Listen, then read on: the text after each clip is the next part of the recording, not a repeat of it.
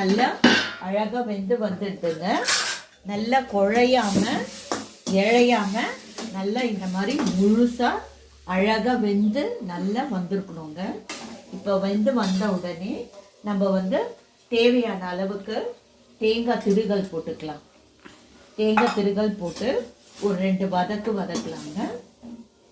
ஒரு 2 வதக்கு வதக்கிட்டு கொத்தமல்லி போடலாங்க. கொத்தமல்லி போட்டுட்டு